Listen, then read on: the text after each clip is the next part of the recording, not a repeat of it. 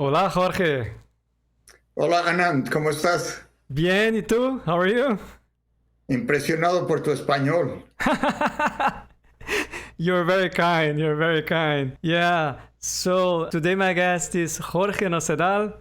He's a professor in the Department of Industrial Engineering and Management Sciences at Northwestern University. His research is in optimization, both deterministic and stochastic, and with emphasis on large-scale problems. He served as editor-in-chief of the SIAM Journal on Optimization, and he is a SIAM Fellow. Jorge was awarded the 2012 George Dantzig Prize and the 2017 Von Neumann Theory Prize by Informs, as well as the 2024 John Von Neumann Prize by SIAM for contributions to theory and algorithms of nonlinear optimization. He's also a member of the US National Academy of Engineering. Jorge, thank you very much for accepting the invitation. It's really an honor to have you here. Thank you, Anand. I've watched some of your videos and they're very good. Yeah, once again, you're very kind. So let's start. Jorge, you were born in Mexico in 1950. Do you come from Mexico City or elsewhere? Yes, I was born and raised in Mexico City. Right. And what can you share about your parents? Well, my parents, both of them grew up very poor. After the Mexican Revolution, they both lost everything that they had, and they built their family and their house and everything after very hard work. My mother never went to university. My father got his degree when he was like 40 years old because he had to work before. And so they had a different upbringing. But by the time I was born, they were already solid middle class. Right. And what did they do for a living? So my mother first worked as a secretary, and she was a very cheerful, very attractive person. My father then became a consultant, became an accountant. He was very good at business. He invested in real estate in Mexico City when it was really cheap, bought real estate all over. So he worked and he invested, and he had his own business going, and he was very busy that way. So he was an economist, right? And then became an accountant and later created his own consultancy company. Is that right? Yes, that's right, yeah. Uh-huh. And do you have any hermanos? Yes, I have one sister and I have two brothers. Are all of them alive? My older brother, who was in government for many years, he passed away. My sister lives in Mexico City. My younger brother lives in California. So when you look back in your early years, what memories come to mind? Well, it was a happy childhood. My mother was a very nice, very kind person, and the family was always very busy. There was always activity going on. And I view with nostalgia when I think back about the days in Mexico when I was young. The city was calm. It felt like a small city. But memories are so deceiving, especially with me. I don't know with other people. They're so deceiving because when I try to think more honestly, I realize how much poverty there was. There were beggars in the streets. There were bars around the neighborhood. So it was a much poorer country than it was today. But in any case, we lived a sort of isolated life in that regard and enjoyed the city a lot. It was a happy childhood. And you had a multicultural experience while growing up, didn't you? Yes, well, first of all, I went to a German school from kindergarten to high school. All those years, I had a German education, which means that I was learning math in German, and I was learning German literature and many things like this, while at the same time having also the Mexican curriculum, Spanish literature and Mexican history. And that was part of it. So some of the students were there, German. A lot of the professors were German. This is a few years after the war. Some of them had just come from the war. So now there was not a lot of talk about this, but they were coming from the war. And in addition to that, in my house, we had a lady, an Indian from the southern part of Mexico. I mean, we used to call her pure Indian in the sense that there's probably no mixture of blood in there, of Spanish blood. And she was illiterate. Her first language was not Spanish, and her Spanish was sort of, according to us, broken. Uh-huh. But the reality, she spoke an old-fashioned type of Spanish, and I was her favorite. She was the cook. I was her favorite. And over the years, I used to go and chat with her for a really long time. I would go and ask her, what about this? And how was your childhood? And what happened? And what do you think about the moon and the sun and all of that? And so I felt like I had a little bit of a view into an old, very old culture that it was difficult to see where the bottom was, how far you could go. And also you could see that she was not a reliable witness because she would talk about old-fashioned events of the Indian lives, and they were not really that old, but, she was not literate. But so I understood then, Mexico was built on an older culture, and the two cultures really are incompatible. I mean, you would say these days, oh no, all cultures go together. No, I mean, they contradict each other in their views of the world, the religious aspect of it, the scientific aspect of that. And I would enjoy a lot. Something I learned that I think nobody would have expected this is that some of the questions I would make to her, she welcomed and she just expanded on them. And other questions, she found them totally annoying, irrelevant. Like I would ask her, what do you think is closer, the moon or the sun? And she would say, get out of here. You don't want to talk about this, right? But wow. so in any case, that was an interesting experience. And it taught me a lot because those conversations went over years. Yeah, that certainly left an incredible mark on you, right? This experience of chatting with someone that comes from a different environment and a different reality, right? A different culture. Yeah. And at the age of 9, you contracted an infection following an operation and nearly died. What exactly happened? Yeah, it was appendicitis, very routine kind of thing. I had the operation, and then afterwards, it turns out that there was an infection. And they had to do a second operation and then a third operation, cutting more and more. And, 9 years old, I don't remember very much, but I do remember being in bed in the hospital and a priest coming there. I didn't know why was there a priest there. So he came to give me the last rites, what is called the last rites, what you talk to someone who's going to die. And later, when my mother read her diary, she said, the doctor says, I'm not sure he's going to make it through the night. And that's what she called the priest. And it took a long time for me to recover from that operation. And I was a fragile kid. There was a lot of cutting that they did. And so that was a memory. Amazing. We are so glad that you survived. The optimization community is really thankful for that. And what were your musical preferences back in the day? As a kid, we were very simplistic kind of music. And then as we grew up, there was Mexican music around us, and it was very fun. And there were people coming and singing, the Spanish mariachis songs when there were birthdays and all of that. That was also part of the culture. But in the German school, I was exposed to German music. And I remember maybe around middle school, a professor just suddenly put a record on. And it turned out it was a Tannhäuser Overture by Wagner. And, we'd been hearing a lot of music. And I hear this, and I thought, oh, this is the most beautiful music I've ever heard. This is just out of this world, right? Like from the heavens. In the family, there was a lot of opera that they were playing and classical music. And there was classical music every day, but nobody played instruments. We didn't learn how to do that. So we're not a deep musical family. We were just a little bit fans. And classical music is what was the most popular there. So any favorite composers? Over time, it's changed. There's no one single favorite composer. But I mean, I even remember listening as a kid to West Side Story, songs from West Side Story, and also having the feeling about, oh, this is so beautiful. I can't believe this. This is not like the other musicals. This is really great. Yeah, the soundtrack is remarkable. Yeah, indeed. And did you enjoy going to the movies? Oh, yeah. I mean, and as a kid going to the movies and these Hollywood productions, right?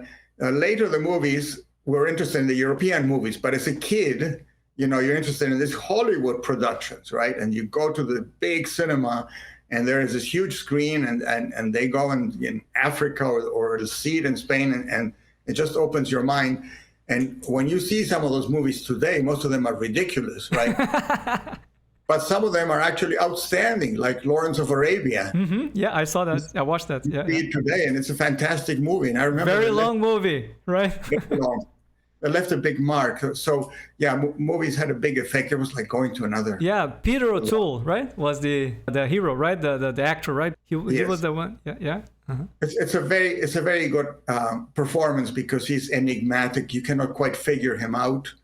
It's done on purpose, but also the shooting of the desert and the different times of the day and so on. It's kind of amazing. I've seen that movie probably 10 times. Wow. Years. Yeah, and it seems that you also liked the 2001 Space Odyssey, right? That was like an event. That was one of these moments in life that you think that something happened. I know that some people become religious. There's something in their lives at some moment they feel religious. When I went to see 2001, it was something of a religious experience because, in fact, the movie was mystical and religious. And the other one was about the future. And it was so innovative that I felt like I was transformed by that. And I came out of the movie theater, I was telling my brother, feeling like, I want to be that. And he told me, what do you mean by that? And I said, I don't know. I don't want to be there where there's something new. I don't want to be like, there's another world. There's a future world. There's the world of science. And I don't know. I want to be that, right? It had a big impression, that movie. Yeah, that's a fabulous one. You also like the Italian movies, right? Yeah, when we were teenagers, then we started watching, the Fellini movies and Antonioni and Bergman and so on. And in Mexico, they were great because adult movies were they would let you in as a teenager. Nobody checked. So movies that were prohibited by the church, they told us, these Fellini movies are prohibited by the church. Of course, we would go and immediately see them in the order they were prohibited. And they were all really great movies. I mean, they're movies that recognized today. There was a great Italian movies then and French and others, right? Right, yeah. And as you know, in the US, people just watch US movies and they call other movies foreign movies. There's a category called foreign. And in Latin America, it was very common to watch non-American movies. Yeah, right. Yes. I like some of the old Italian movies as well. And of course, many of Stanley Kubrick's movies. And were you into sports? Not so much. I mean, we played handball at school and a little soccer at home, but I was not a strong kid. So I was not strongly into sports. Mm-hmm. But speaking of sports, did you attend the 1968 Olympic Games in your hometown city? And what was the importance of this event for Mexico City? I did attend some of the events there. I do remember that very well. And it was a transformative experience for the country. In 1968, the country had been booming. It was really going forward. And there was a lot of sense of optimism. As a kid, I started traveling to the US when I was like 7 years old. We would go to Los Angeles every other day or so. And the US was a totally different world. They had freeways there and they had many things. Well, for the Olympic Games, they built the first freeway in Mexico City, a ring around the city.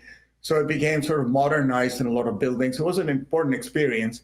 And going to the games was quite an event, especially, I remember especially the swimming, because you were close enough that you could see. Some of the other events in the big stadium, it was difficult to tell, but there was a great excitement those times. Yeah. So 1968 was a very interesting year for you because you had the Olympic Games, then 2001 Space Odyssey also was released in that year, right? So 1968 was really interesting. Yeah, but if I can say something else about 1968, and 1968 was the year of the revolutions. There was a lot of student uprising in France, in the US and many places. And in Mexico, there was a major event that happened there, and what is called Tlatelolco. Yeah. There was a gathering of students, had been demonstrations for many years, leftist demonstrators. And in 1968, about a month before the Olympic Games started, the government decided to disperse, to frighten people, and they went to a demonstration and they shot probably 100 people dead. There was a massacre. There was a massacre in 1968, and that has had repercussions to this day. Wow. Yeah. And what about the 1970 World Cup in Mexico, which Brazil won, by the way? Did you attend any matches? Yes, maybe one or two matches. And by the way, in Mexico, everybody was for Brazil. Ah. Even though Argentina is maybe closer to us in terms of culture, the Brazilian players were so outstanding that Mexicans have always been big fans of that. So people are very happy with that cup. And this is a cup where Pelé played a very important role. He was older then, right? Yeah.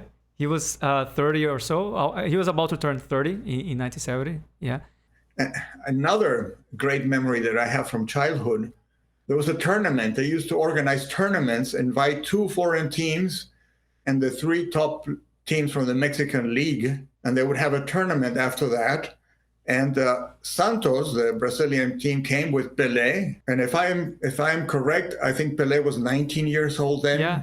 But he was a phenomenon. Everybody was talking about him already then. And I remember this is the first time I saw black people.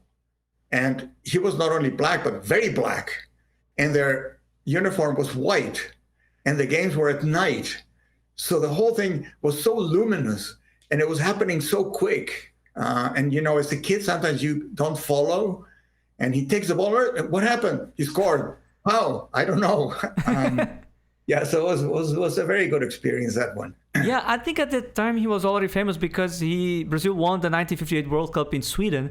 And he was already a hero. And lucky you that you could see him in 59. It's incredible. Yeah.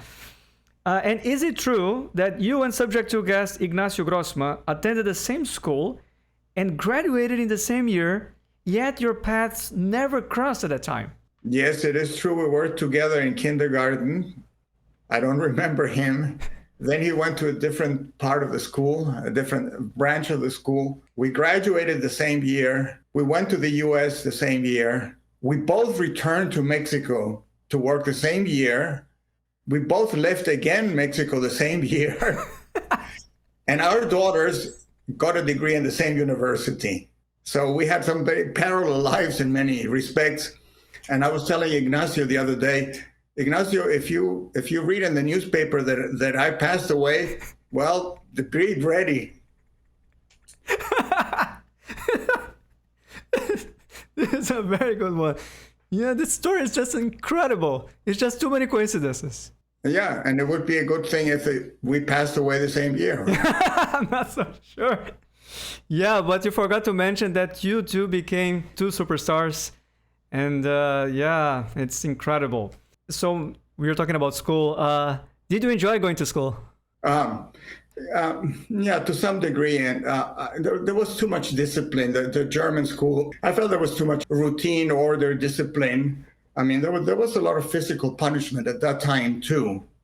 I think it stopped a little bit after that, but there was only against the boys. I mean, they were only hit the boys, and sometimes you would be collateral damage because there was collective punishment. If something happened, they would then maybe hit a few students here or there. I mean, I have to be thankful for the education of the German school.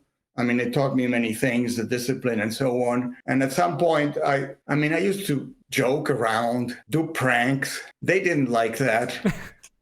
I was a little bit of a rebel. I was not obsessed with getting the best grades. Everybody in my family, my siblings were. I don't know why. I said, this is boring. I'm not going to finish the homework. And to some extent, all this joking around and pranking, now I realize that my mother probably encouraged this, because I remember one time when I came home with a note from the school saying that your son has been disrespectful because he made a joke instead of answering the professor. And so my mother asked me, was this necessary? And I remember telling her, well, no, but it was worth it. Everybody had a good laugh. And she laughed when I said this. And so I realized that, sometimes you get encouragement indirectly. She always used to laugh about my jokes. Yeah, that's very interesting. And what about the topics? I mean, did you enjoy sciences or history, arts? What actually made you feel excited about school? Yeah, when I was in high school, it was the first time I began to like courses. and including literature. Before that, I think they gave us books that were not appropriate for our age. They got us to read Goethe too early. And that was my view, right? But by high school, the math physics sequence of courses, everybody was afraid of it because it was so hard. And I remember, this is the easiest thing. This is the most natural thing there is. And so I discovered that was something I really liked. And one of the professors that we had was a recent graduate from physics, a physics department. And I don't know how, we asked him to give us a short course on relativity, on special relativity. So in high school, after hours, we had this whole course on relativity. And I remember just working through all the equations and everything working out really well, and said, I love this stuff. This sounds really nice. So it was clear to me that I liked that. Also, during my high school years, I used to draw quite a bit. And I was considering being an architect. I would make three-dimensional pictures of things. So those two things I enjoyed by the time I was in high school. Unbelievable. So you learned the basics of special relativity during high school. That's... Yeah, with a teacher, with someone. I know, but still. So Jorge, you mentioned that you don't have a very good memory, and it seems that you sometimes struggle to remember faces. Has that ever gotten you into trouble? Yes. Well, first of all, very bad memory since a kid means that I was never very good at languages. And I would learn German and unlearn it, and German and unlearn it, and forget about history things. And chemistry was a very difficult subject. And I've talked to people who also have very bad memory and are in math or physics. And they always feel like this is the perfect profession for us. You don't have to remember more than 3 laws and you're all set, right? About faces, I'm extremely poor at recognizing faces, not just compared to the public, but extremely. They know it in my family. They will come back and my daughter will say, something like, well, this is my friend. You've met her like 20 times. But you won't recognize her, right? And so, yeah, and I've been in situations where I confuse people. And that's the most embarrassing thing of all. And I suppose that in conferences, it should be very interesting for you, right? It's very tense. It can be very difficult sometimes there. Yeah. You're talking to someone and suddenly you ask, who are you again? Well, it's very difficult to say that, but you feel like you continue with the conversation and keep thinking, yeah, who's this person? And then you just keep saying, and how is your research going? And I have no idea what this person is. And you just keep going, right? Until maybe at the end you figure out who this person is. And sometimes people interrupt me and they say, you don't know who I am, right? After 5 minutes of discussion saying, please confess. Yeah, that's very amusing. But have you been, examining? No, I've read about this quite a bit because there's an extreme form where people don't recognize any faces.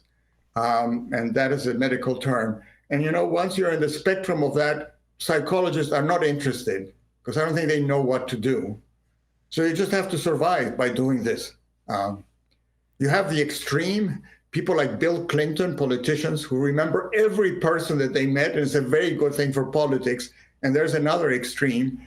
And I remember Mike Powell, who was one of my mentors, he also told me I have terrible memory. And so that was a good thing to hear. Okay, I'm not alone. And I'm not alone. Yeah, I like to think that I have a sort of a dangerous memory because I can remember very specific things. Maybe my wife does not agree with that because I can forget when the day we got married or something like that. But in general, I tend to remember things. And you went to work in a factory because you were unable to start university at a time, because of the Mexican student movement and so on. Yes, so school was delayed by 6 months, and I had 6 months of nothing to do. So I looked for a job, and I got a job in the industrial engineering department of a U.S. manufacturing firm. And I started there working in the industrial engineering department during the 6 months before I went to school. So you finally joined the Universidad Nacional Autónoma de México in 1970 to study physics. Did you leave the factory immediately or only later? No, I stayed. So I was doing my studies and I was coming to school later in the day.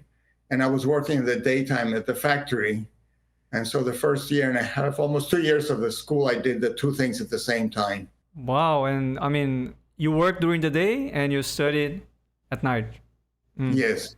But before leaving the factory, they made you industrial manager at the age of 19.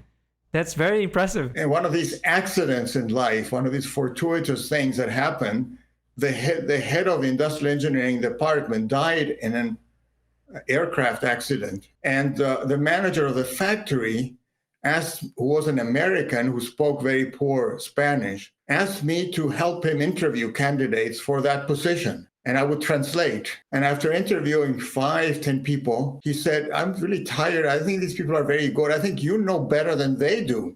You should be the next manager of this department, right? And there were some few employees, 5 or 6. And I said, really? And they said, okay, fine, we'll send you for training. And I came for training here to the US in Michigan, where the main factory was. And I believe that people were amazed that I was there. They were saying, you are the same age as my kids, and my kids are going to rock concerts, and you're going to be a manager. What is this? And I then hooked up pretty well with those engineers, and I learned everything well. And it was challenging. It was interesting. It was a new world. I mean, to see a factory in the US in 1970, 71, car manufacturing plant. It was interesting to see how it operated. So you went to Detroit? It was Michigan, not too far from Detroit. Right, right. That's, again, very impressive. And how do you look back on your time as an undergraduate? Well, that was a fun time. It was totally different from being in the German school, because in the university, there was not much order. Some professors would show up, some wouldn't show up, and you really had to learn on your own. But there was a great atmosphere of learning there. There were some outstanding professors who created this atmosphere of discovery. And so I looked at those years as fond years that were very productive, because I made 1 or 2 friends, and we decided to go ahead of the curriculum, study a class, and then go and study more electromagnetics, or get into quantum mechanics too, or part like that. Go ahead by our own, and our own discovering and reading those books. That was a very good experience, just forcing your mind to understand some concepts that are not so simple, right? Uh-huh. And did you get yourself involved in politics? Well, not really directly. The environment was highly political. Yeah, that's why I asked the question. This is 1970. The Vietnam War was still going on.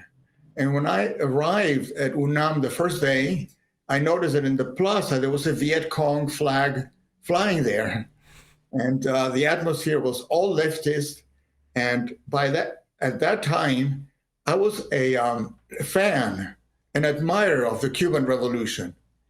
Because as a teenager, I'd heard about, it's unbelievable how a group of 12 people on a boat, they went to Cuba and they were able to topple the government. And I was a fan of that. So the atmosphere was quite leftist. Professors too. So I started in that environment, but politics was getting in the way of studying. So there were strikes, and there were people having discussions all the time at cafeterias and so on. And the environment was of, you have to be a leftist of some kind.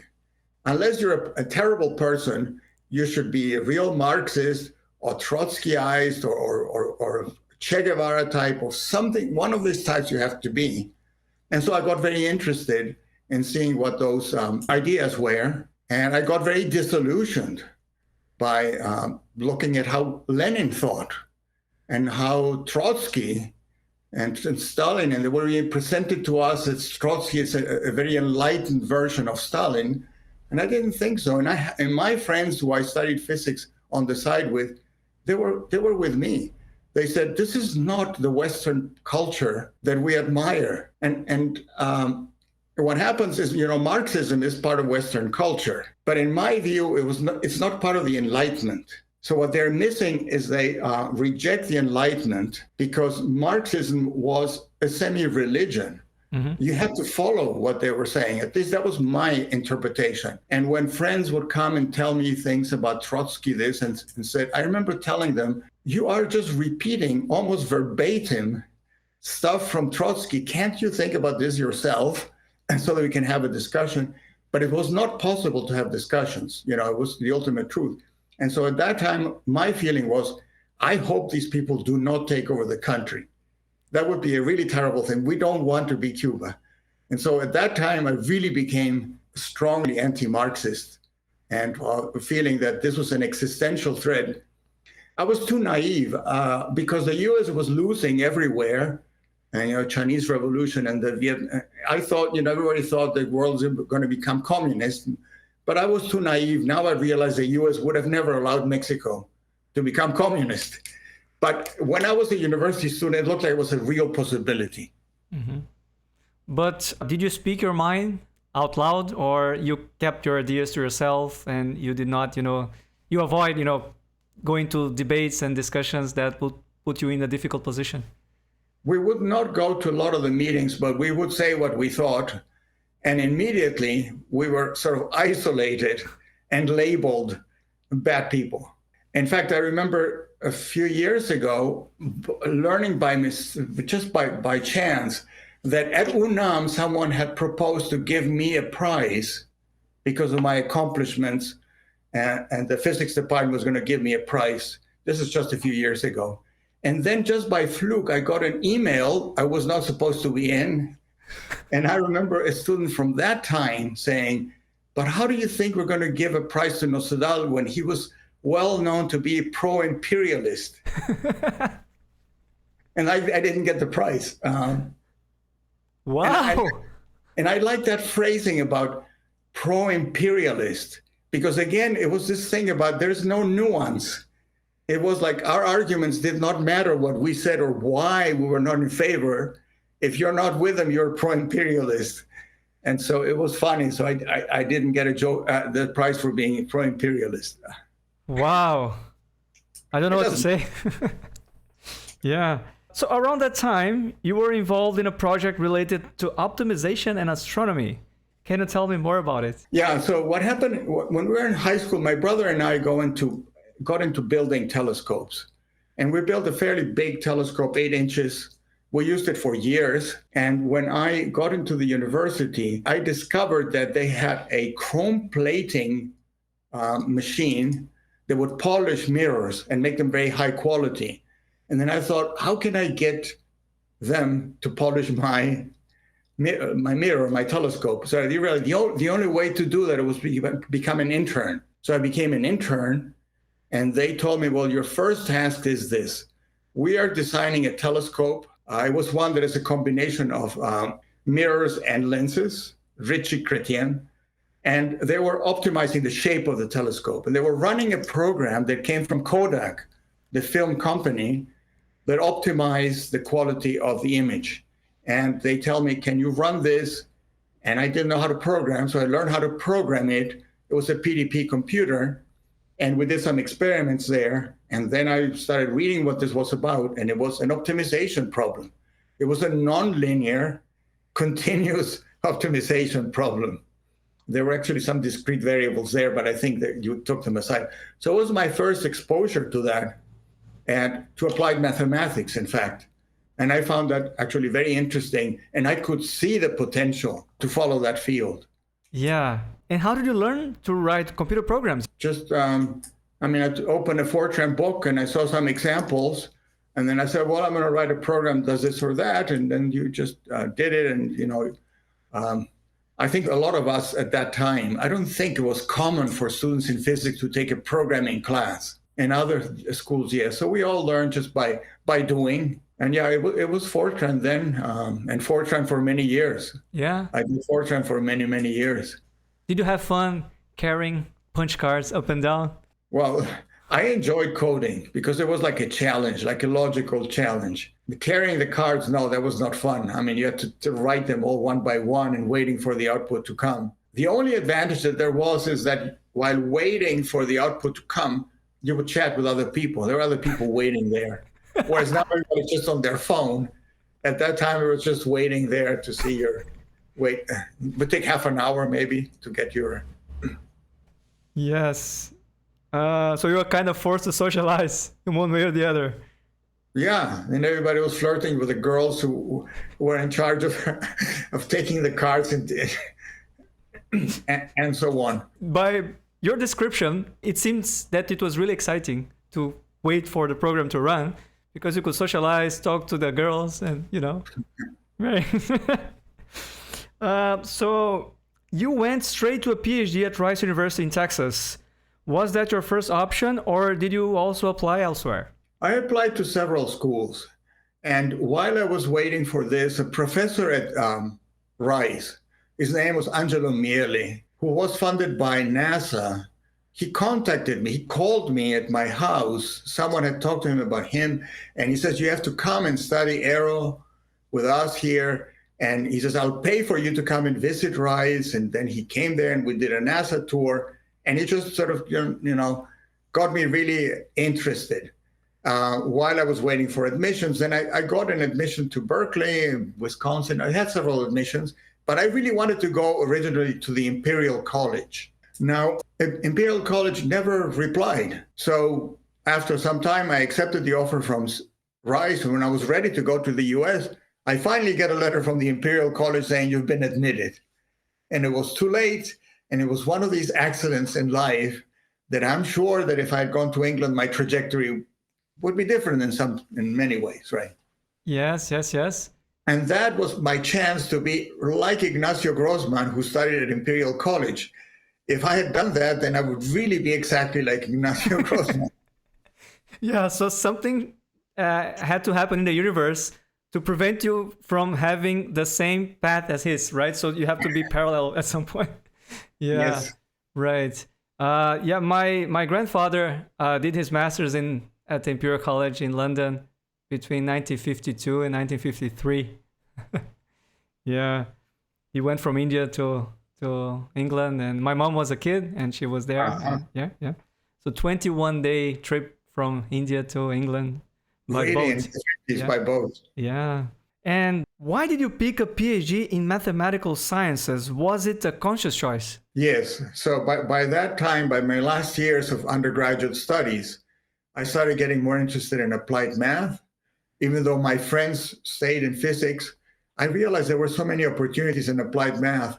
So in all these places, I applied to math type departments at Berkeley and Wisconsin. And at Rice, it was aeroastronautics. It was going to be optimization based. So it was a very conscious decision. Mm-hmm. And your PhD supervisor was Richard Tapia, who received the National Medal of Science from President Obama in 2011.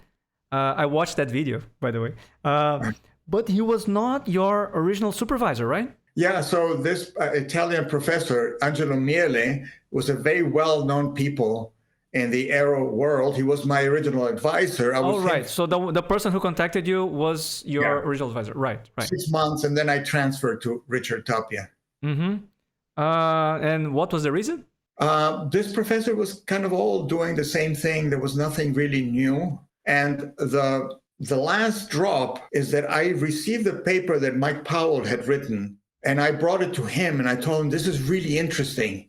And he told me, this is not interesting at all, right? And then I realized we don't have common interests, right? So things that happen. Yes. That was 1974, right? 1974, yeah. Yeah. And how was the continuous optimization scene when you started? It was blooming at that time. It was really a booming scene. And that paper of 1975 by Powell, eventually published in 76, was a beautiful piece of work. But at that time, augmented Lagrangian methods were being invented, the methods of multipliers. The field of continuous optimization was growing.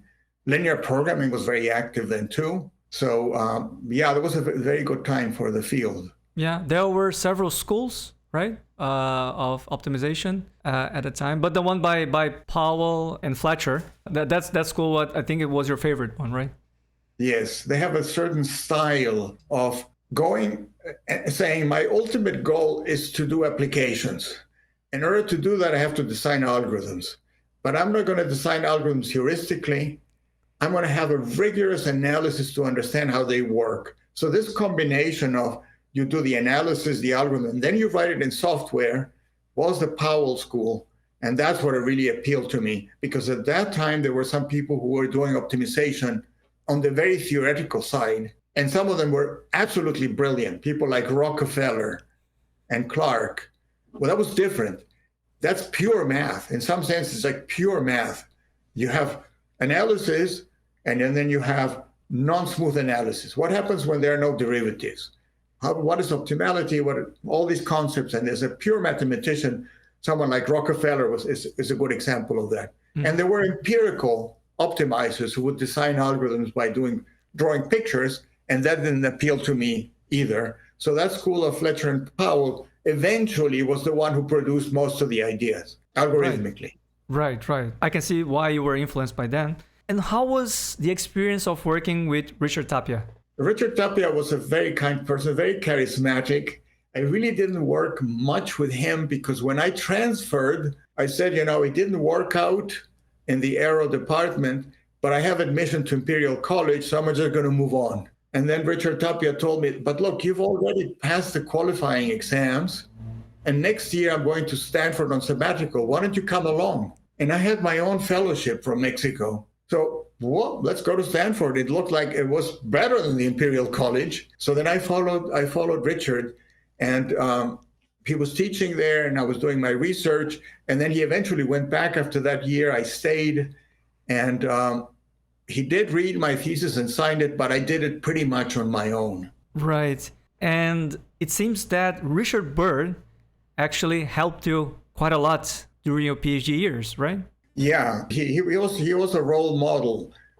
He didn't directly help me with my thesis, but at Rice, it was a very small department at that time, very few faculty, and there was this student there, Richard Byrd, that everybody regarded him as the Einstein of the department because he knew everything about everything. And I sort of immediately ran into him and became really good friends right away. So after school, we would discuss math in the bar or in the beach. We would be discussing about this all the time. And we did this for years and years. Richard's one of the deepest persons I know. And I've worked with really excellent people. But in some sense, Richard Byrd's mathematical abilities and insight is extraordinary. So it was someone who liked to talk about every subject, but maybe not stay in his field long enough. And I remember Richard Tapia was his advisor. He told him, Richard, I prohibit you now from talking to any of the other students. Close the door and you're going to finish your thesis. And only so did he finish his thesis because he wanted to talk to the people doing topology or PDEs or statistics, anything. Is a very brilliant person, highly influential in my career. Right. Do you think that he received the credit he deserves? No, because of his personality and other reasons. I mean, we wrote a number of papers together, and eventually he's not well known. He doesn't like to go to conferences, and he has a certain style. For instance, if he's proven a theorem, he doesn't feel any need to write it down. Because I'm done. And so those are not the most conducive qualities to make yourself known, right? So he didn't get the credit he deserved. And interestingly, I don't know if he actually cares. Yeah, I understand. He proved the theorem, so... Yeah, he's happy just proving the result. Yeah, I understand. So it seems that you used to go to a reggae club in Berkeley during your time in California, didn't you? Oh, that's a funny thing. Yeah, I mean, studying at Stanford was very intense, at least for me. I thought that the quality of the PhD students was really high. And so the homeworks were tough, the projects were really tough, and I would swim every day, but I needed some distraction. And some of the students started going to, I don't know how and why, we started going to Berkeley just for distractions a couple of days a week, not on the weekends because the traffic was not good. We would go to this bar and they were playing a Jamaican bar and they were playing reggae music that I thought was really great. It was all live there. It was a very good atmosphere.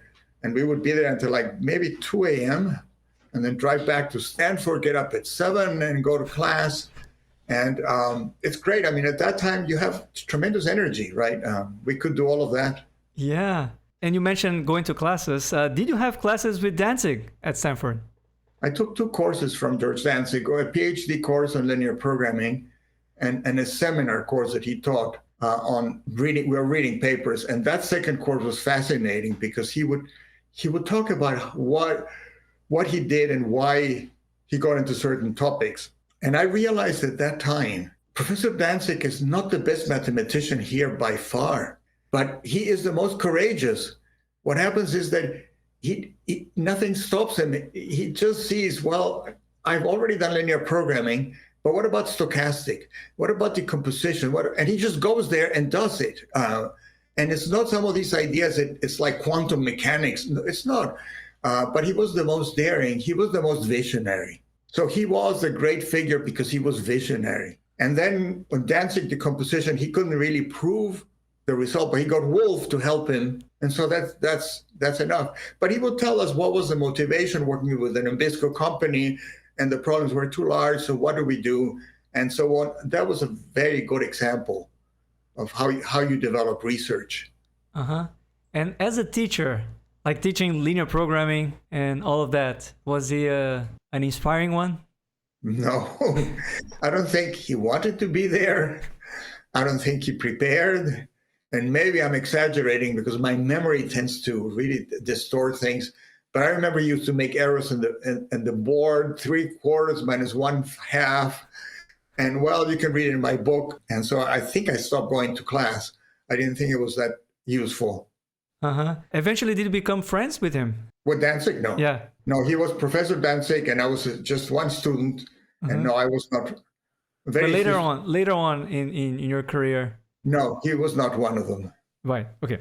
And what was your PhD research about? Yeah. So Richard Tapia suggested that I study the augmented Lagrangian method, a question there related to that. Quasi-Newton methods were very new then, but people could only solve small problems with them. And I don't know why I decided what I really wanted to do is to develop quasi-Newton methods that scaled up into millions of variables. And I decided this is what I'm going to do. And I spent my dissertation working 2 full years on methods that would be extensions of quasi-Newton that scaled up. And my thesis has this collection of methods. And if you read them there, all of them are a failure. None of them are elegant. None of them are great. And I guess they thought it was enough for a PhD dissertation because there was a lot of ideas being proposed there. There were proofs and all of that, but nothing was conclusive. It was an impressive collection of failed ideas. That's what it was, my dissertation. Yeah. Did you publish any paper out of it? Yes, there was 1 or 2, and I had difficulties with one of them. There was one published, and it's probably not even picked up by Google Scholar, I think. Yeah. Maybe one of them went to math programming. One of them with the wrong ideas made it into math programming by accident. But that was an exercise for what came next. And you met your future wife in London shortly after finishing your PhD. How did that happen? Another one of these fortuitous things. So I finished my PhD, and I decided to just go and travel in Europe. And then, I don't know, I mean, in London, I went to St. Paul's Cathedral, and she was coming there, and she had a red backpack, and I saw her. She almost bumps into me, and then she leaves. And then the next day or so, I was outside of the British Museum waiting for it to open, and she comes and sits in the bench next to mine, again with a red backpack. This is the same one. So I started chatting with her, and I told her, you were yesterday there at St. Paul's. And she says, "Are you following me?" And I said, "No, are you following me? Because I got here first, right?" And so in any case, I started chatting with her, and that was how I met her. Incredible. Did you climb the stairs of the St. Paul's Cathedral? Yeah. But so what I say is this is the difference in personalities. My wife says that we met at the British Museum. I say that I met her on the street. Yeah, it's very interesting too. So what did you do after completing your PhD? So I went, took a job in Mexico, in UNAM, my same university, in the Applied Math Institute, and I was there for 3 years. And just after returning to Mexico, you kept working on quasi-Newton methods and amazingly put forward the limited memory BFGS method, also known as L-BFGS or LM-BFGS, which ended up being published in Mathematics of Computation in 1980. Tell me the story behind it. Yeah, so when I went back to Mexico in 78, the first month that I was there, I remember I went to the board and I realized I did the wrong thing in my thesis. All these methods are too complicated. This is not the way to do that. I was trying to extend the conjugate gradient method, transform quasi-Newton into conjugate gradients. That was the wrong way to do that. I went to the board and I said, this is the way to do that. And in order to implement it, you have to do some recursion. That takes a few hours to figure this out. But in one day, I had this method there, and I thought, this looks good. And then I spent some months there coding it, testing it, make sure that it really was better. And the more I tested it, the more I realized, this is it. This is the way to do it. I'm pretty sure about this. So after maybe 6 months, I submitted the paper. And, after a few months of fighting about this, it was published in 1980. So did you struggle to publish that paper? I mean, the reviewing process was a bit difficult? Yeah, the reviews were not so good, but the editor of the paper was Jorge Nocedal from Argonne. He liked it and he made sure that it got published. And I will always be thankful to him, because if that paper hadn't been published, I guess things would have been different, right? Yeah. So you spent years in your PhD implementing methods that did not work, and then you met the love of your life, and suddenly you had a sort of a strike, and in one day you had the idea, then it took months to confirm that it was really a good idea, and finally it was published, even though some reviewers were not really excited about that, but finally you managed. That's very nice. And how did the community react to this outstanding contribution? It didn't register very much.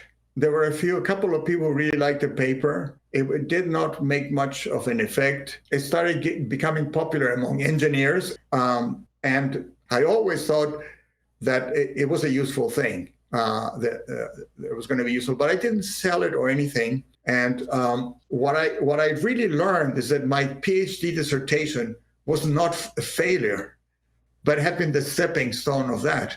Because by the time I published that paper, and it was difficult for me, people did not like it, I was sure that it was right because I tried everything else. And this is a famous saying of Churchill, who says that he has great faith in the United States because it always does the right thing after trying all the alternatives. And I felt like this about the paper. I knew that it was right because I tried everything else. And so I used to tell over the years to my students that failures like this and building up knowledge are difficult to distinguish sometimes. And you just have to live with that fog of uncertainty for a while, right? I mean, I don't know why I gave up during my dissertation. It just seemed fun to explore, right? And do you remember the reaction by Mike Powell to that result? Yeah, the first time I met Mike Powell, Don Goldfarb said, go and introduce him. Mike Powell was always business. What are you doing? I described this method, and he didn't like it. For reasons that are a little bit technical. He didn't like it. It didn't bother me because I told you I've tried everything else. I know this was the right thing to do. But it still was a good conversation. And what else did you work on during your time at UNAM from 1978 to 1981? Yeah, I was working on some problems in mechanics. I had a collaboration with Gil Strang, who was at MIT at that time. And I started working on something called Inverse Eigenvalue Problems that the physics friend of mine who had studied with me when we were undergraduate, he brought me this problem from nuclear physics. And I started working on that at that time, also on derivative-free optimization. Okay. And now the inevitable question, why did you leave Mexico in 1981? Yeah, so I got an offer to become a visiting professor at the Courant Institute, which then and probably still now was the #1 math institute. And also my wife, was now my wife, and then I only knew she was living in New York, and Michael Overton engineered all of that. So here you can go to New York. And I realized, of course, at that time that my research was not going very well. It's very difficult the environment is, the environment sometimes helps you, sometimes does not, right? I understand. Yeah. And so it was pretty easy to take that decision and went there to New York. And I got married after the second year of being there. Yeah, it seemed that things were starting to work out for you. And what did you work on in New York from 1981 to 1983 in terms of research? Yeah, I continued working on these inverse eigenvalue problems, and those had an effect on Michael Overton's career. Matrix problems, they're matrix optimization problems. And then I also worked with Michael Overton on constrained optimization methods, non-linearly constrained optimization. That was the first time that I actually worked on constrained problems that are much more difficult to design algorithms there than for the unconstrained setting. Those are the things I did during that time at NYU. Mm-hmm. So you had to work with the KKT conditions for the first time? Yep, and reduced Hessians and concepts was a bit of struggling a little bit to try to get the right algorithms there. At that time, it wasn't very clear how to do things, and the algorithms that we proposed with Michael Overton are not the best thing now. They're not considered the best thing, those type of reduced methods. Mm-hmm. And how did you come to join Northwestern University in 1983, the year that I was born? So I'd finished at Courant. I was there like many other people, just a fellow. There was no faculty position there, so I looked for faculty positions in big towns because my wife is an architect. And so Northwestern was very appealing to her because her sisters were living there. I had been as a kid to Chicago, and I loved the city. I went there when I was interested in architecture. At the age of 16, I remember I convinced my siblings, and we went there to visit Chicago. So Chicago was appealing that way. Now, I had an offer also from the computer science department at Toronto, and that was one of the best computer science departments in North America at that time. So because of professional ambition, that was my choice. I wanted to go to Toronto, but my wife is American, and she was not convinced about going to Canada. So we eventually settled in going to Northwestern. Mm-hmm. In the following years, you put a lot of effort into developing quasi-Newton methods in collaboration with Richard Byrd. Can you mention some of these advances achieved at that time? Yeah, so after developing the algorithms, there was no good understanding of how they worked. Quasi-Newton methods are really quite complicated because the update of the matrix influences the step and the step influences the matrix. It's not like analyzing Newton's method or quasi-Newton. It's a very complicated thing. And so Mike Powell, the great professor at Cambridge, had written a paper after like 10-year effort.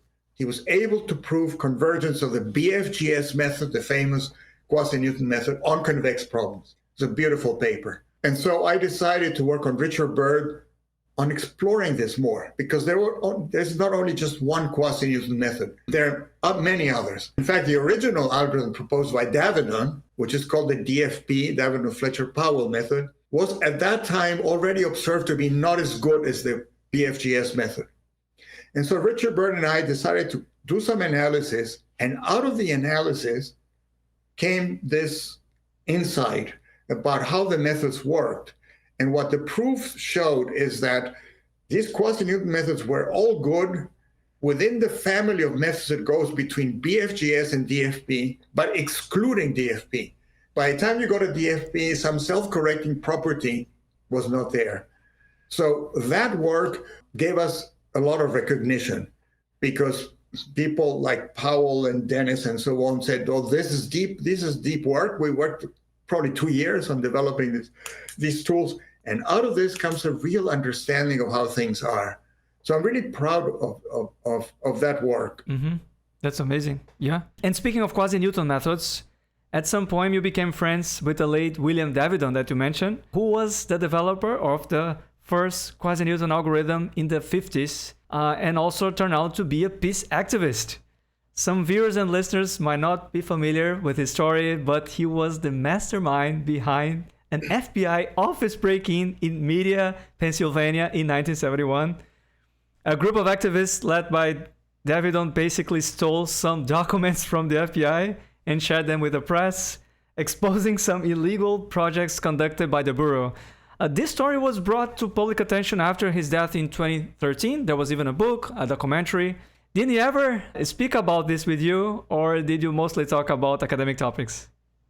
He did talk to me about that story, but only about part of the story, because the most difficult part of the story, the most dangerous part, was kept secret until his death. What he told me, and everybody knew, is that they had broken into government offices in order to destroy records for Vietnam recruitment records. Just that.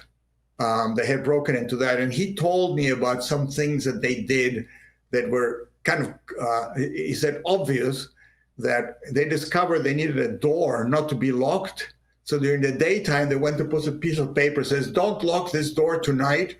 And they put their cleaning services or something. So he talked to me about part of this. And then I didn't know, but then we knew about the story, about how the break-in and the papers and the congressional inquiry and all of that. But I did not know that he had been the mastermind, that he had actually been in those buildings there. And so even when he died, now this is not clear now, my memory, whether he told me or his daughter told me, but one of them said to me, many years later, he realized what a dangerous thing he had done. Because if he had been caught, he would have been in prison for 20 years. And his family life would have been destroyed. His daughters, he wouldn't have had that. But he didn't think about this at the time. When you're younger, he was a pacifist, a very gentle person, a true believer in peace and so on. And he did that. And maybe it was his daughter also who revealed this question about that what he did was actually very serious. And it had repercussions. It was one of the key events in getting the FBI and guardrails, to put it in guardrails, not violating the law whenever they wanted and spying on people. Yeah. Very few characters that I've met in my life are mathematicians and audacious political activists. That is just surreal. When I learned about this, I was stunned. I was, my job basically dropped. It's mind-boggling, and you don't expect this from the guy who came up with the quasi-Newton method, right? So it's just very difficult to process that. But it is just an amazing story, and they found a way to keep that really as a secret until he died. And I mean, that put FBI on a very tough spot, all right? Even, J. Edgar Hoover was not very comfortable with that disclosure, and because I think they went for something and then they discovered something else. Yeah. And then they leaked to the press, and yeah, that's very interesting. So during the 1980s, you started to receive generous support from two key figures in mathematical optimization who somehow helped boost your career, right? Yeah, even though Mike Powell didn't like the L-BFGS idea, he became friendly later on. I spent a couple of months in England at what was Harwell then. And then I received an invitation of Mike Powell to come and visit at Cambridge. And now that we're busy people, we realize that spending a whole day with some young person is not normal, right? But he invited me to Cambridge. He met me at the station. We spent the whole day talking about subjects, not about L-BFGS, about different subjects. And from then on, I had a really excellent relationship with him. He read all my papers. I realized the brilliance of his mind because he was one of a kind. And I had a relationship with him. And he would send notes like, I just read your paper with Richard Byrd. This is the best paper I read all year. So those things are very important for a young person, right? And then invitations to speak. And Don Goldfarb from Columbia, for some reason, also before I really was known, became very friendly and started promoting me and introducing me to people. Those two, I have to be very thankful for having given me opportunities. When it was not easy, because I was coming from Mexico, I had been disconnected. And then this is where you realize their networks get created. And when you said, was I friend with Dantzig? No, some of my classmates were still friends with, I was disconnected, right? So I had to reconnect myself, and they helped me that way. Right. Yeah. I can understand the importance of being well connected and how that can change your life. At times, a single meeting or particular opportunity can give rise to many promising outcomes. And I'm glad that you received that kind of support. Also around that time, in 1987, you had the opportunity to meet Yann LeCun, who later became a celebrity in the field of AI. How did you meet, and are you still in touch with him? Yeah. So after receiving the offer from Toronto, which I turned down, a few years later, maybe 5 years later, 87, they invited me again to visit. They wanted to recruit me. And at that time, Yann LeCun was a postdoc there. And so I remember meeting him, but I don't remember the details because later he told me that he found out during this trip that I had developed L-BFGS. And he says he immediately coded it to train neural networks. And he said, no, it didn't work well. And the stochastic gradient method is what worked then. And Yann LeCun had discovered that, right? So I got to know him then, and then I got to see him occasionally during the years before he became a success.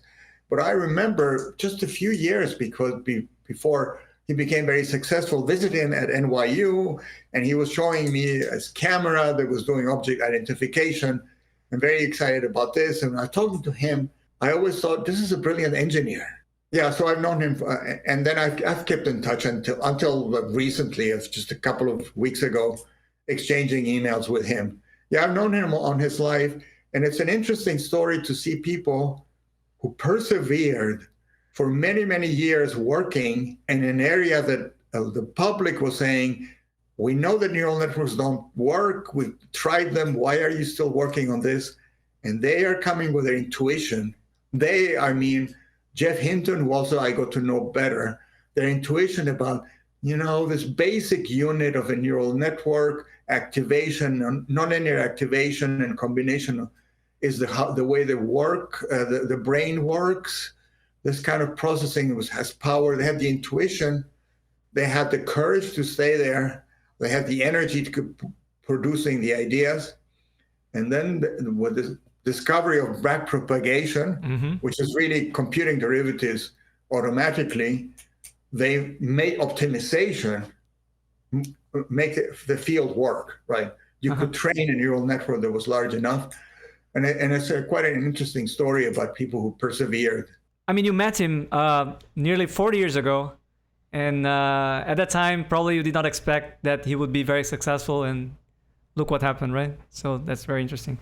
But to me, this is a lesson that when you meet young people, some people say, I give a talk to young people, and well, they don't know as much as the people who are experienced. Yes, but I've always thought this to myself. If I'm giving a talk, 20 people, if there's only one who will get influenced by this talk, that person may become brilliant.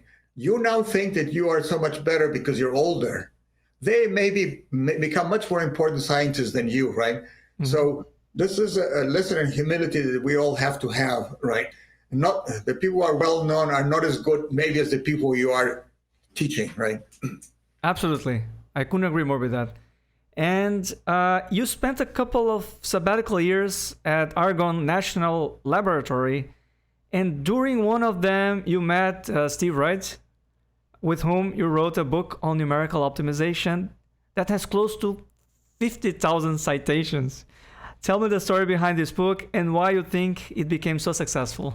Yeah, so Steve Wright was a young person. He also came from nowhere, from Australia and then Arizona, and he was there at Argonne. And I don't know why, from the very beginning, I thought the guy has a lot of talent. And I had the ambition to write a book. And so I contacted him. The reason why I wanted to buy a book is just because I wanted to learn the subject well. This is true. That was the only reason. And so I talked to him. After some discussions, we decided to go ahead and write this book together. And it became a long enterprise. We thought we would write it in a couple of years. And maybe the first edition took 6 years to do. Steve Wright is an incredibly talented writer. Not only does he write well, but fast. So I was always trying to keep up with him. He doesn't sleep much at night either, so that made it even worse. So eventually we brought that edition there, and we thought, well, maybe this book will be known for 5 years or so. Maybe we'll sell 2,000 copies. And we did a second edition fairly quickly, within 5 years, to correct some things that were really needed. And then for 17 years, the book stayed, and we're now doing the third edition. And why is it become so popular? A combination of factors. The field has not changed so drastically since then. For some reason, nobody wrote a book that somehow, there were other books. People were writing excellent books. For instance, Steve Wright was writing a book on convex analysis with applications. Well, that's not the same book. And Bertsekas was writing a series of really good books, but it was not Bertsekas's book either. Our book was Numerical Optimization. The motivation always was, what are the algorithms that work? Tell people what they do and give some foundations for them. And our book is very popular among engineers. I go to Silicon Valley and I see them there. But people who are teaching more mathematical courses, they don't know how to use our book. It doesn't have enough proofs and so on. So somehow that niche, in combination with the growth of optimization that always was changing, there was indefinite programming, conic programming, machine learning, always with the fact that they came out at that time, made it popular, but one never knows it. And I'm surprised that last year it had more references than it ever had. This is a 20-year-old book. This is not normal. So it really had to do also with timing in the field. If the field had changed too much, it couldn't be very popular. So somehow these things just happen, right? Right. It definitely stood the test of time, as you just mentioned. And you have sort of a joke with Steve Wright. Well, I don't know if you've used it this way, but there was a little bit of a competition there. Because Steve is very fast and I'm very slow. And he would write a chapter and I would start tearing it apart and taking things. It was not fun. Then I would produce something. And my plan was always sketchy. And his attitude is, there's nothing here. Contact me when you've actually written it. So there was this question about we struggling, right? But from day one, he was an excellent collaborator and an incredibly intelligent person and a very good writer. And so it was a complementary effort. But because I'm older, I started joking to people about the fact that, oh, Steve Wright is so good because of me. Something that he didn't find funny because it is not true, right? It was a collaboration from the beginning. I have to say, sometimes students come to me and it says, how did you know? Sometimes young people are very naive, right? They come and ask you, how did you know at that time to choose Steve Wright to write this book with you, right? Well, how do you know anything? Your gut, your instincts tell you, right? There's no formula for these things. Now, Steve Wright is a major figure in the field, and at that time he was not known. But your gut feeling tells you, well, I want to discuss with this person, not that person, right? And also about music and about people and everything. A lot of what we do is subconscious, right? Yeah. There's also this serendipity aspect, right? It just works. Yeah. And during the 90s, you took part in a project that resulted in what you consider your most important contribution in terms of practical impact. And it involves weather forecasting. What makes it so impactful? Yeah, so in the 1990s, there was an effort to develop a completely new system for doing weather forecasting. Rather than using Kalman filters, the idea was to do what is called now variational assimilation, which means that you use an optimization algorithm to determine the parameters of the model, in this case, the initial conditions, using optimization algorithms that takes data at many points, not at one, and adjust the parameters, the initial conditions, and other parameters to do the forecast as well as possible. So in some sense, it's a nonlinear least squares problem. At that time, it was enormous because the number of variables was almost 1 million, this is the 1990s, and it had to be done quickly. And the combination of factors that were missing at that time is the Navier-Stokes equations were there. There was not enough measurements. The optimization was not working well enough. The computers were not working well enough. And, every 4 hours, you have to have a forecast, but it would tell them 1 week, 2 weeks to do a forecast. But the director of that center, which is called the European Center for Medium Range Forecast, he also had the audacity of gambling everything on that system and not staying on traditional. Let's put everything that we have in here, supported by the European Union. And for a number of years, I was going to France and England several times a year, working in person with the engineers there. And eventually, we developed a multi-level Gauss-Newton method with a spectral preconditioner, blah, blah, blah, after so many years. And the combination of everything made it work. And that system allowed weather forecasts to go from 2-3 days at most to 7 days and 10 days. It didn't change. It was just improved over the years. And I always felt that it was my most important contribution, because if you see the effect of good weather forecast over people's lives and the economy and so on, it must be much bigger than the effect that our codes have within airplanes and cars and other things like this. So at that time, I already knew that this was a major problem, that if we could do something with it. And it was a typical team effort. People sometimes say, the big discoveries in science are done by a multidisciplinary group of people with complementary expertises. I don't believe that. The big discoveries in science are usually done by one or two people quietly in a corner, nobody paying attention. And then when the big ideas come, there's a team that goes and develops this. And that was what happened to the big idea was dimensional assimilation, having Navier-Stokes equations, and maybe having optimization algorithms. And then putting it all together, you have this team of 100 people or something like this, right? And the same thing is happening in the world of AI today. Hinton and LeCun were doing the quiet revolutionary work, and now a team of the companies are working on pushing this forward, right? So yeah, that was a very, very rewarding experience. Yeah, it's amazing. And interestingly enough, you went with the Gauss-Newton method and not L-BFGS. Yeah, the reason why they contacted me is because by that time, L-BFGS was well known. It took a number of years, but it started becoming more and more popular. And they said, how can we use L-BFGS here? Which, by the way, in the future, this is also what led me into machine learning. But in any case, when you have a nonlinear least squares problem, it has a very special Hessian. And so the Gauss-Newton matrix is the right way of exploiting the Hessian, not a quasi-Newton approximation. I knew that, but it took me a long time to convince them. Because in fact, we had to get the numbers right, and it had to be a multi-level approach. You couldn't use just the method off the shelf. There was a number of refinements there. But yeah, when the problem has a structure like a nonlinear least squares structure, you have to exploit it. So you had to So you had to convince them not to use your method and use something else in the end. Yep. Very humble of you. Well, the best way to convince them is by getting better numbers with something else, right? Yeah, sure. Jorge, we have to talk about Nitro, of course, which is a well-known package for nonlinear optimization. Could you please share the story behind it, including its name? Okay. Well, I got interested then in developing algorithms for constraint optimization.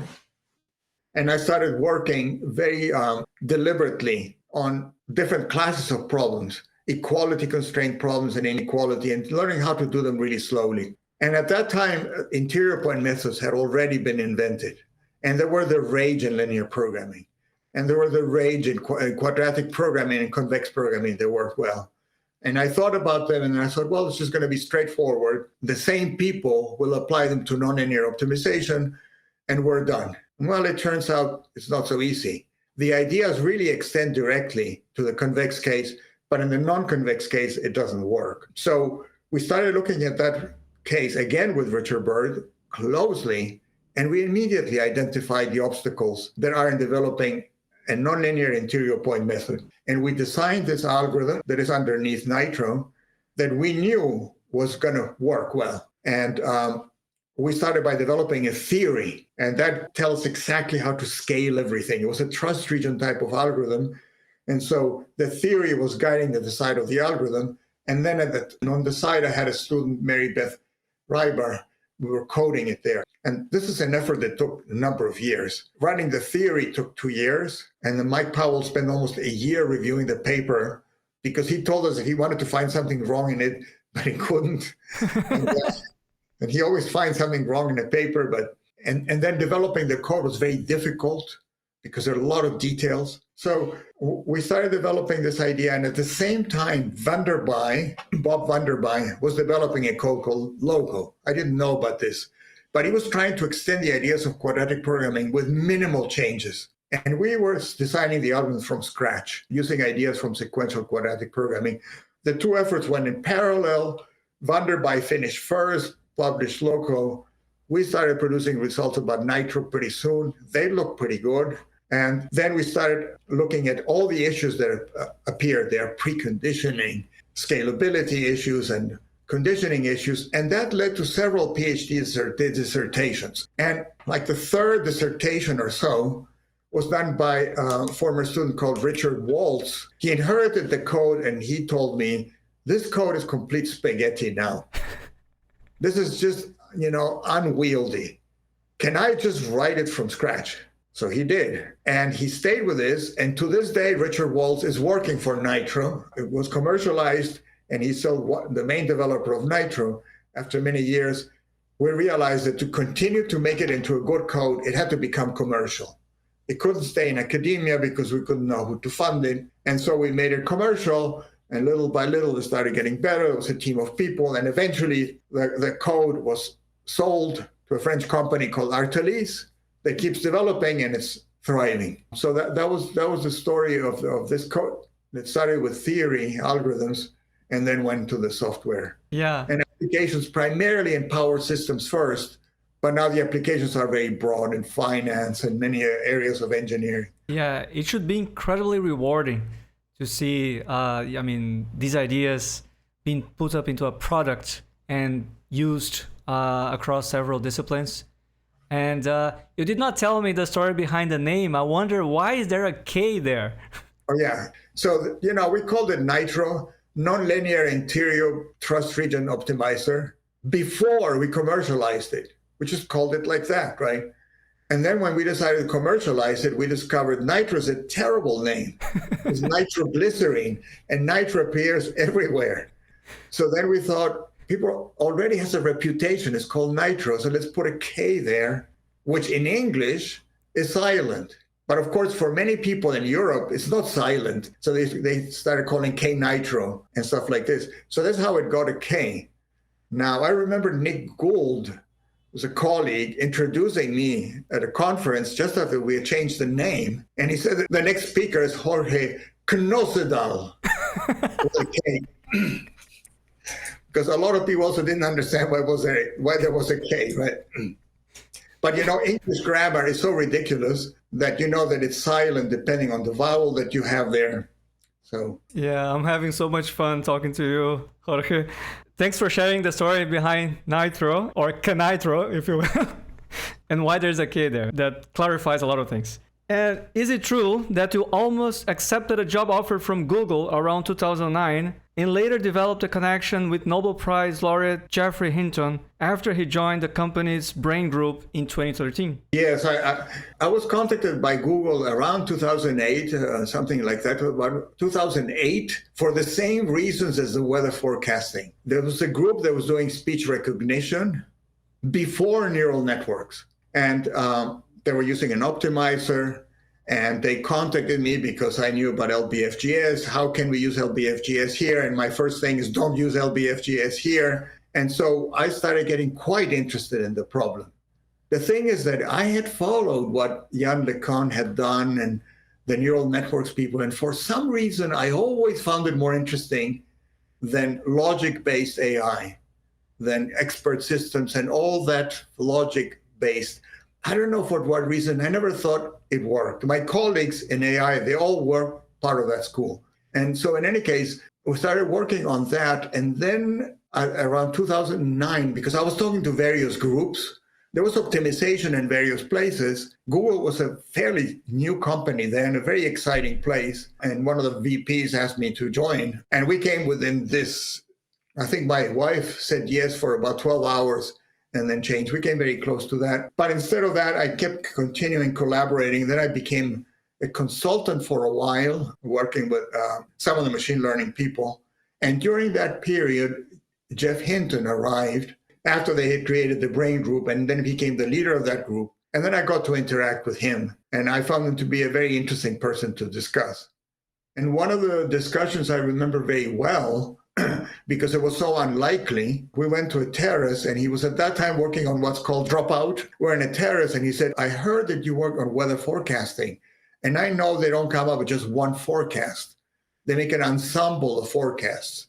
How does it work? So I would explain it to him, and he says, well, machine learning, I don't think that one model is ever going to be correct, but he wanted to draw the analogies that were not there, right? But it just shows that he had a very inquisitive mind that went into many places. It was a very pleasant thing to do, and I still am in touch with him. I guess I just exchanged email with him also just a couple of weeks ago or so. He was incredibly successful because he won the Nobel Prize, right? Right. Did you have the chance to ask him what he thought of that? No, because it's a little bit embarrassing.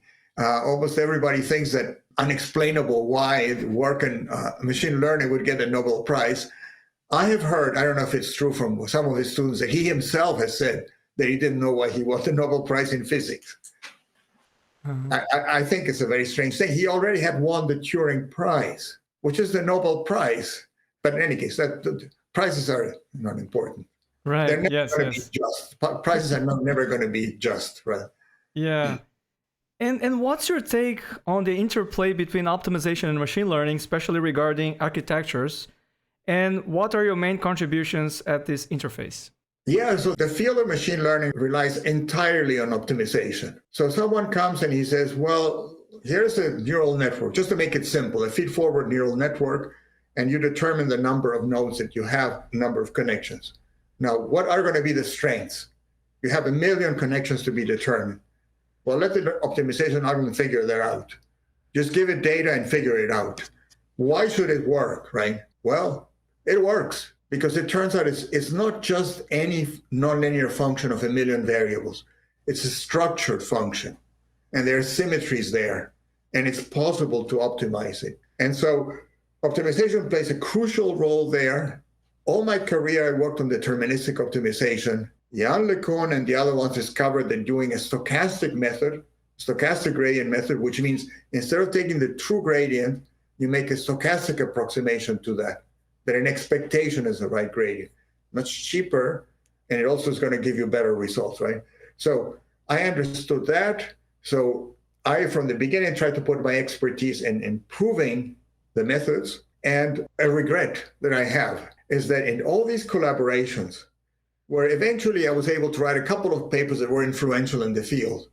But other than that, I wrote a number of papers. I never understood that there had to be a balance between the statistical aspect of the problem and the geometry of the problem. And as a deterministic optimizer, we always work on how to learn the geometry of the problem, how to account for that. And I didn't give enough attention to the fact that you really want to formulate the problem as a stochastic problem. It's a regression problem. But the optimization problem, you also want to develop it this way because it will help you navigate through that region. It's difficult to explain. I didn't see it enough. And so the methods that I was proposing were working on that deterministic to stochastic regime, but not in a sufficiently statistical manner. I didn't see it early enough. And so machine learning people developed methods like Adam and so on that dealt with the statistical aspect of it, but they're not satisfactory. And I don't think we found, maybe we could have found, or it's still possible to find something a little bit more appealing to tackle that problem. Right. Jorge, I would also like you to reflect on the difficulties and challenges that one usually faces when trying to learn about nonlinear optimization in general, especially for those with, let's say, a background in linear and combinatorial optimization and no knowledge, for example, of real analysis. Also, when you look at some of the research developed in the field, it seems that one has to be almost like a gifted person to be able to join the club or at least even understand what's going on in the papers. Is there a way to make things more approachable for mere mortals like me? Or is the nature of the subject just too complex for that? Well, I mean, it's definitely rooted in real analysis. So you have to have a command of that. And combinatorial optimization and continuous optimization are such different subjects. They're totally different. It almost does not help you knowing combinatorials for continuous and vice versa. So one has to get that into account, right? Now, it is based on analysis, and the development of algorithms for nonlinear problems is not straightforward. You know, this question about multipliers, Lagrange multipliers have to be estimated on the fly. It's not an easy subject to get, especially the intuition. So is it possible to make it more approachable? Well, that's what we try to do in our book. And I know that there are some readers who say, too much math. And there are readers who say not enough math, right? So, but our approach to make it accessible to a public was our book. And recently, the field has become focusing on complexity results. So that's even more difficult to follow because some of those results actually are even lacking intuition. They're not distinguishing between good methods and bad methods. They just give you complexity results, and they can be quite complicated. There's stochastic processes-based analysis. And so the field has gone really, really theoretical, the field of nonlinear optimization. And the computational side of it, which is still there, used to be the core. Now it's a smaller field. It's like considered maybe to be mature. There are some codes in there, but the field has become more theoretical and less accessible to people who are coming from the outside. Yeah. And how do you see this? Is it something that is inevitable for progress, or is it something that would, kind of make people afraid of, trying to go into that direction? Yeah, well, I mean, the disciplines evolve, and the field of optimization is not so simple, really. I mean, if you want to understand interior point methods, you see that there is some luck actually involved, nonlinear interior point methods and how you move the barrier parameter. There is no complete theory behind it. So I think it's inevitable. To some extent, the complexity is inevitable. Mm-hmm. Yes. And how do you feel about teaching and interacting with students? Oh, I like that very much. I've spent many years doing that. I always feel like creating new courses. Don't stay with the same course. Even last year, I did a new course. I find it very appealing. I know people are different. They enjoy different things. I really enjoy teaching students, even if they're weak. I have patience. And it's a very interesting exercise to try to summarize ideas, to try to be cogent. It's a difficult exercise. So in the mornings before class, trying to change the order in which you're going to say things, I find that to be an appealing thing. And then to run into students later on saying, oh, I took your course so many years ago. And of course, I don't recognize their faces or anything. It is pretty rewarding because by this time, between courses and short courses I've given and conferences, I've really spoken in front of thousands of people. And so in the end, you feel like, oh, maybe it was useful to others other than just myself. Rewarding activity. Yeah. I just bumped into a student that I thought about 10 years ago or so, and I remembered his face, his name, and at that time he was living close to my house. So, yeah. And he doesn't look the same now. He's, let's say, he became bigger. But yeah, I wish I had, my brain more dedicated to, math and algorithms rather than, memorizing random things. But there are pros and cons, and I think our profiles are quite complementary in that regard. Well, one thing that I remember on the human side of this is because you've seen it, there's a human side of teaching. And one of the many things I remember is a young woman come to my office, and after a little while, she starts crying and crying. And so, I got Kleenexes out and so on. And when she comes out, she says, well, I talked to my mother, and my mother said, if you're feeling so bad, go and talk to the professor. But whatever you do, don't cry.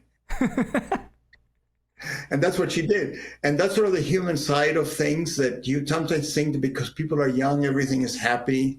And no, they have a lot of pressures. They have a lot of difficulties there, and that side of it is appealing, right? Yeah, for sure. Yeah. And what are your views on the importance of teaching the simplex method to undergrad students today? Oh, yeah. So I know you notice it because Martin Grötschel, you had a question with Martin about exactly. this. Yeah. We should really teach, it's a good character. Now, somewhat different opinion about this. I think our curriculum should be a living curriculum, should be changing. And because knowledge grows, unfortunately, some topics have to be removed. And it's really painful. But we do not have the capacity as humans to learn, or the students to learn twice as much as they did last year. And so some topics have to be relegated. And I feel that the simplex method is something that it's important that some people really know the simplex method, but that number is a decreasing number. It's a small number. And you have to make space for new areas in optimization. Everybody now should know something about AI and machine learning, and you have to make space for that. So no, I believe in a more dynamic curriculum. Right. Yeah, Ruben Ruiz agrees with you. He was telling that, at least according to him, you drive a car, but you don't have to know how the engine works or something like that. So at least to undergrads, I understand this is very debatable, but at least when you think about, masters and PhD students, that's kind of inevitable, right? If they're going to optimization, they should know the basics of that. You are one of the co-founders of the SIAM Journal on Optimization, for which you served as editor-in-chief. What's the story behind the creation of the journal? From what I remember, John Dennis was the force behind it. He became the first editor-in-chief, and there was opposition within SIAM because there was a SIAM Journal on Control and Optimization. And they were saying, why do we need another optimization journal? And it was navigated very well by, that was a time when nonlinear optimization continuous.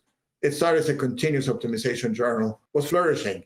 It was a very good period of that. So it was approved by SIAM, and the journal became a success immediately. They started getting really good papers right away. And the first paper published in the first edition of SIAM Journal of Optimization was the Davidon paper, where he invented quasi-Newton methods, but his original paper had been rejected, so it had never been published. So he revised the notes that he had from 1959 and put them there, and that was the first paper that appeared in the SIAM optimization. Wow, that's really amazing. To learn that the paper was not even published originally because it was rejected. It was rejected because it was written by a physicist with different style, and because it was too new. It just seemed like the idea wouldn't work. So in any case, that's what happens to. Yes. You yourself had a taste of that, right? When you tried to publish the L-BFGS, and also it took a while for Mike Powell to acknowledge the contribution. And so I understand that when you're doing something really, breakthrough or disruptive, it requires a time for people to digest and get convinced. Yes. Although I would not compare L-BFGS with the first quasi-Newton idea. That idea of Davidon was totally revolutionary, was totally original. One of the most original ideas in optimization ever. Yeah. It's not, a quasi-Newton method is not obvious at all. Right? Yeah. And breaking to a FBI office was also revolutionary. You and I have not done that, right? Yeah, no, not at all. No. Promise. No. So since you're talking about journals, I would like to hear your views on current publication practices and trends, especially in this AI era. Oh, no. Oh, boy. Well, first of all, the model used in computer science of publishing in conferences, where more and more papers are submitted and they're reviewed by the PhD students, not by the professors. It's a totally broken system. It's almost random, right? There's no reason why that mode has to be imitated by people in the mathematical programming community, only because they say otherwise our people will not get promoted because they will be put, next to the people who are publishing so many papers, right? Mm-hmm. I don't believe in that. I believe that you have a good school. You can make the cases that not only optimization, but many other fields don't publish very much. Like good economists are not writing a paper every month, right? So I think that distinction can be made. The other thing is that in computer science, you have people who write tons of papers, but there are like 6 co-authors. And so shouldn't this be taken into account? And optimization is also happening that the number of authors is increasing, more papers and more authors.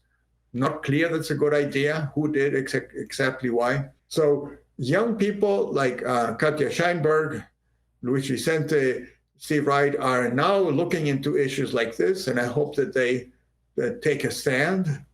But it's not because of the good old days. It's just by common sense.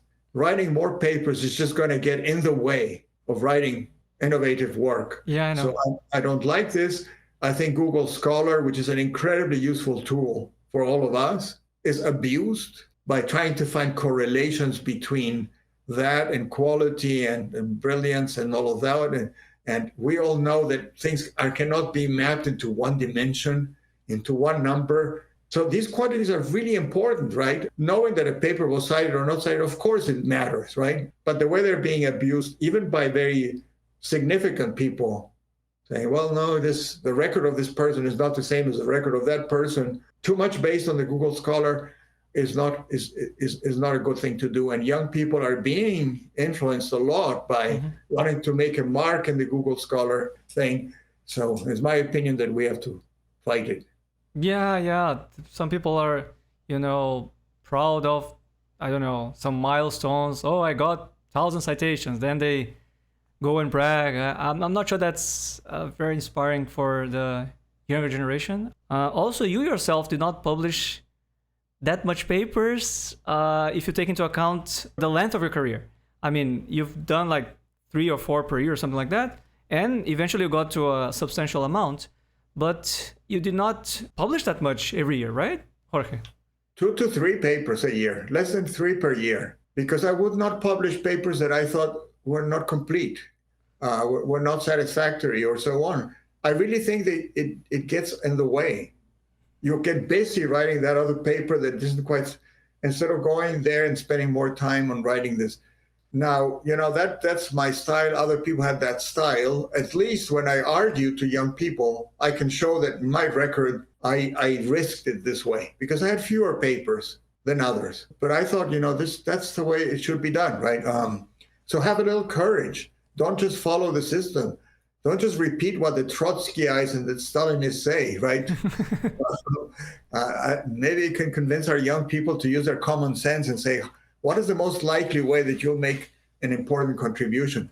Have some confidence that it's not just luck and you'll get a lot of citations. But I don't know. It's hard. There's a bit of luck too, right? But I understand your point completely. Yeah. We need people to be more bold and take chances. Otherwise, it's just going to be incremental research at the end of the day. And you need to encourage these people to be more ambitious, right? You were one of the organizers of the 12th US-Mexico workshop on optimization and its applications. What was the importance of this event? Well, yeah, there's a workshop, a US-Mexico workshop that ran for at least 3 decades. And it created a community. The nonlinear optimization community was going there en masse. And because those were workshops and not conferences, there was a lot of time to discuss. So at that time, we all had the opportunities of exchanging ideas with what I now see in retrospect is a really brilliant class of researchers that included people like, Don Goldfarb and Mike Todd. And I will not mention many names because I'll leave others, but Andreas Grievank, who, pioneered automatic differentiation, and many other people like that, that helped guide our careers. And there are some people who never attended and then went on to do methods that we were very critical of. If they had attended, we probably could have convinced them not to go this way. And they got a lot of citations, but it was the wrong thing to do. But it was intellectually one of the most satisfying activities because congresses are exciting and so on. But this was now sit down and discuss with someone really taking different positions, something in depth. That I think was very useful for my career and very useful for other people's career. And young people like Andreas Wächter, others say that it was also instrumental in their cases. So those workshops are important. Absolutely. Yeah. Jorge, do you have any regrets? Well, I mentioned one about not understanding machine learning early enough. And you asked me a question that I did not answer, which was the relationship between architectures and optimization algorithms. That took me also too long to understand. That if you say, I'm going to improve the training process, you can do it by two different things. One of them is change the architecture so it's easier to optimize. And the other one is just find a better optimization algorithm. And changing the architecture so it's easy to optimize was done with residual networks, for example. And the idea of residual connections really changed the image recognition field. And the motivation for that was, why is it so difficult to use a neural network to train a simple function? Because people had a neural network with convolutions and so on that was very good for identifying objects. And then you say, learn the identity function. I give you the data and the output is the same. And you couldn't train it if it had 100 layers, right? So in any case, one thing I regret is not seeing early enough that the field was different from the other ones. There was this whole question of, in physics, you're getting that Navier-Stokes problem. That governs the equations. In machine learning, nobody has established anything. The field is still a mystery. So this is up for grabs. And the optimization could deal with the architectures. The optimization could deal with the algorithms. And so there was a statistical aspect and there was an architectural aspect of that. And having gotten earlier into understanding architectures could have been useful because I had the contacts. So I could have actually developed this, and it didn't happen. And why do I mention this? I don't know, because sometimes you think that luck always works in favor of you. And sometimes you say, well, I really missed the boat, right? Maybe if you had gone to Toronto, things would have been different, right? In that regard. So these are, if I had died at the age of 9 also, right? Yeah, so those, no. What if questions, right? Yeah. Nobody knows what would have happened, right? Yeah. Yeah, but we need you alive because we also need Ignacio Grossmann to be around. So, all right. You know, entanglement. Yeah. We're entangled, right? It's a Mexican entanglement. So, I mean, we need the two of you there. Two lovely people. Jorge, what can we expect from you in the coming years? Do you have any specific plans? Right now, I'm just working on the 3rd edition of my book with Steve Wright. I'm taking a pause from writing research papers. I'm very interested in generative AI, but I will see if I can have something to contribute there. I'm interested in the occasional aspect of it, which at this point seems completely confusing. How it's going to disrupt education and what are you going to do about this? So I've been organizing groups to discuss those questions. And in 6 months, when the 3rd edition of the book is finished, we've added a lot of material since then I will see if I have something to contribute. I'm sure you have. In sort of the areas of optimization and generative AI. Yeah, looking forward to learning about your progress in this area. Okay, so would you like to leave a message for the younger generation of optimizers? I find all these speeches that people give not useful. Have fun. I mean, people say those things, but it doesn't. Maybe one thing, if you're not there, it will not happen. So go to places, meet people, go to books, be exposed. And having been in Mexico, I realized how much more difficult my career would have been in Mexico because you don't bump into, I don't bump into Steve Wright, you don't bump into all those things. You have to create your opportunities, right? Maybe the only thing I can say is if you're not there, it won't happen. So be there. And where is there, nobody knows. But if you're just sitting still somewhere there, it's not going to happen. So be curious and go. I can totally relate to that. For me, it's very difficult to bump into Jorge Nocedal or Ignacio Grossmann or, all these brilliant people. But through this project, that allowed me to fulfill one of my dreams, that is to connect with these brilliant people while still staying here in my hometown in João Pessoa in Brazil, which is really quite far from anywhere, basically. And it was a huge pleasure to get to know your life and story and views. Jorge, you were a very nice guy. I had a lot of fun interviewing you, and thank you very much. Muchas gracias por todo, por tu tiempo. It has been great, really. Well, you're very kind. Muchas gracias a ti. Yes. So I hope to meet you in person one of these days. And if you're interested in coming to Brazil, just let me know. That would be great. Yeah, yes. Very, very nice talking to you. Yeah. Yes. Thanks a lot again. Muchas gracias, Jorge. Take care of your health. You look really in good shape, and I wish you all the best in your research and life in general. Una vez más, muchas gracias. Gracias a ti. Hasta luego. Chao. Hasta luego. Adiós, Bye. que estés bien. Bye.